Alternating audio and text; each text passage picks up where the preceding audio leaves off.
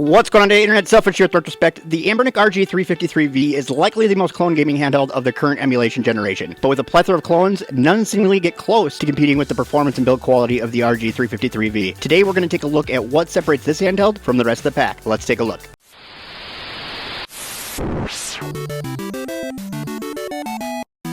This handheld is provided to me by Mech DIY for purpose of review. We'll discuss more about how they're helping you to get a discount on this handheld later in the video. This comes in your typical Anbernic box. These ones actually don't have the cool silver or gold on them for whatever reason, but this is the box from the Anbernic RG353V. Shows each side of the actual device on here, as well as some hotkeys and what have not. Nothing super exciting, just tells you what's in the box out here too. So we'll slide her out of here.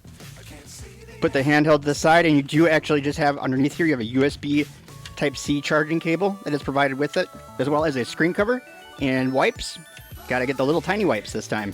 You know, Anbernic can never make up their mind on what size of wipes. Probably all the same size. I probably just don't even notice. And last but not least, we have an origami accordion, and this will just have some directions for you in both Mandarin and in English. So if you want to touch up on your Mandarin, you can go back and forth. It's really nice that they supply that for us. Those programs are pretty expensive. Oh no. Oh no. It's stuck. And then of course we do have our handheld here. They did send me the DMG colorway.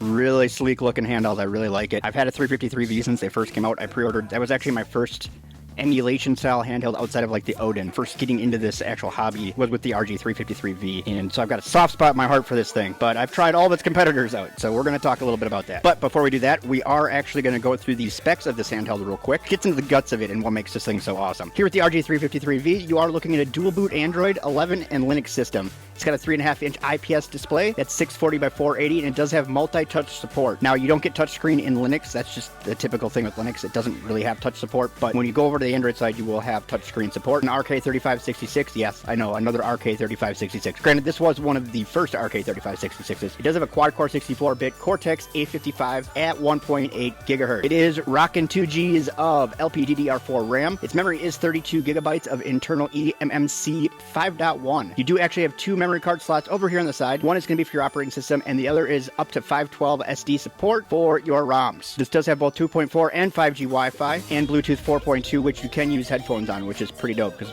a lot of the headphones don't work. You do have a single horn speaker. Pretty obvious, I think it's right there. Your battery is a 3200 milliamp battery. Lasting, they say 6 hours. Depending on what you're playing, you might get 8. The battery life on this thing is actually pretty phenomenal. Last couple things we got here, like I discussed when we opened it, we do have USB-C charging right here out of the bottom, and we do have an HDMI out, vibrating motor, and a 3.5 millimeter headphone jack. So instead of going through each of these clones in this video, seeing as I've already reviewed all of them, I think what I'm going to do is I'm just going to link, and then that'll give you a more comprehensive guide to kind of help educate you in your decision making if you're looking to purchase something.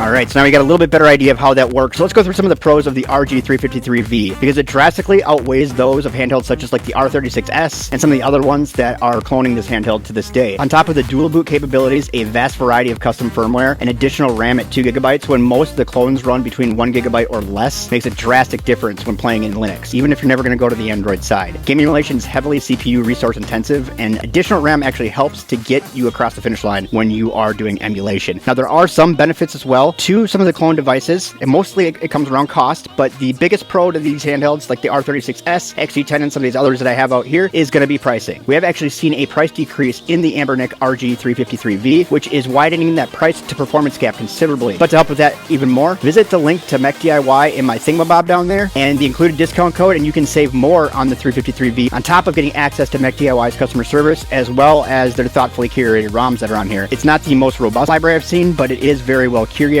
We do have so many operating system options. I run ArcOS on my personal one. This is actually running Anbernic's operating system, which is bizarre because until recently they really weren't running a good operating system with an Emulate front end, so they did a good job here. But I do want to say thank you again to Mech DIY for providing this RG353V for review without input or favor. Again, if you want to check out this handheld set up as seen in the video here, just click that link down in my description below. So in conclusion, when it comes to vertical twin sticks, even with the welcome disruptions in this space, my testing continues to have the OG Anbernic RG353V on top with a relatively growing margin. I'm really hoping this answers everybody's burning comparison questions down in my comment section whenever I do one of these clone handhelds, because this really kind of just showcases what this handheld is capable of doing and why it does it so well. And I do again have the reviews for the other handhelds here if you want to see how they perform in the same scenario. But that's all I got for you today. If you enjoyed this content, please leave a like or subscribe, or just do it because you're feeling generous today. If there's someone you think could benefit from this information, even if it's just to settle a drunken bar bet, please share this video with them. If you find yourself with some time on your hands, check out one of these videos up here on the top of the screen. YouTube picked them out for you, so you're probably going to like them. I've got some pretty awesome projects going on right now, so check back often if you want to be part of that conversation. That's all I got. Thanks for watching. Bye-bye!